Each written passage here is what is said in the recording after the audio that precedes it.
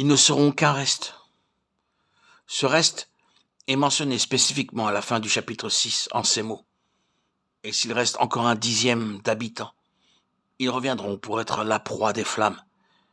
Mais comme le térébinthe et le chêne conservent leur tronc quand ils sont abattus, une sainte postérité renaîtra de ce peuple. Israël allait être fauché par les nations, lesquelles Dieu appellerait pour les utiliser comme ses instruments de jugement. Elles viendront abattre l'arbre, Israël. Mais le tronc restera. Dans le tronc, il y aura un dixième, un reste, une semence sainte. Lorsqu'on se sera occupé de l'arbre entier, Dieu cherche une compagnie parmi tout son peuple qui satisfera son cœur pour obtenir ce reste. Dieu se saisit d'Ésaïe, s'occupe de lui de cette manière. Il lui donne cette vision. Bien-aimé, pour que Dieu atteigne son but, nous devrons être totalement désabusés et avoir nos yeux ouverts pour voir très clairement ce que nous sommes aux yeux de Dieu. Terrible révélation. Tout ce qui serait un soupçon ou une suggestion d'autosatisfaction, de contentement de soi, d'être arrivé ou d'être satisfait de notre condition présente, nous disqualifiera pour faire partie du reste ou être pour quelque chose dans l'intention de Dieu, le dessein de Dieu. Ainsi, après que cet homme, Ésaïe, proclama la grande série des jugements souverains de Dieu dans les 5 premiers chapitres, il semble soudainement que Dieu l'arrête. Une crise a lieu dans sa propre vie et dans son ministère. Dieu l'emmène aux profondeurs d'une révélation quant à ce qu'il est et ce que le peuple est à ses yeux. Lui et tous deux qui avaient jugé, condamné et parlé dans un murmure au sujet de la chose terrible qui est arrivée à Osias sont montrés comme étant aussi mauvais.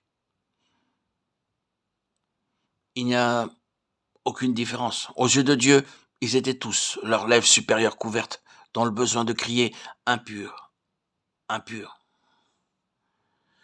Quelle est cette lèpre? Bien sûr, nous disons le péché. Oui, le péché. Mais de quoi s'agit-il exactement? Regardons Osias et voyons ce que la lèpre signifie, ce que la lèpre a représenté ou révélé dans son cas. Il fit ce qui est droit aux yeux de l'Éternel entièrement, comme avait fait Amatzia, son père. Et pendant qu'il marchait dans les voies du Seigneur, le Seigneur le fit prospérer. C'était un homme béni de Dieu, marchant à la lumière de Dieu, connaissant la faveur de Dieu. Et à côté de cela, cette chose profondément enracinée dans le cœur de chaque homme, toujours prête à s'élever et à tirer profit des bénédictions même de Dieu pour se faire un nom, obtenir une position, s'attirer grandeur, gloire, pouvoir, influence, satisfaction, et se donner une réputation et une position. C'est cela. Qu'est-ce que la lèpre?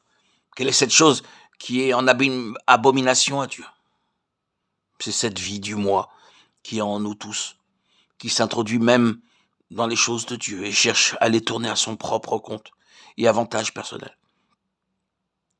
Le Seigneur bénit et dans le secret de notre cœur, nous devenons quelqu'un parce que le Seigneur a béni. Nous oublions que c'est par la grâce et la bonté de Dieu que ces bénédictions nous ont été accordées. Secrètement, nous nous mettons à penser qu'il doit y avoir quelque chose en nous qui l'explique.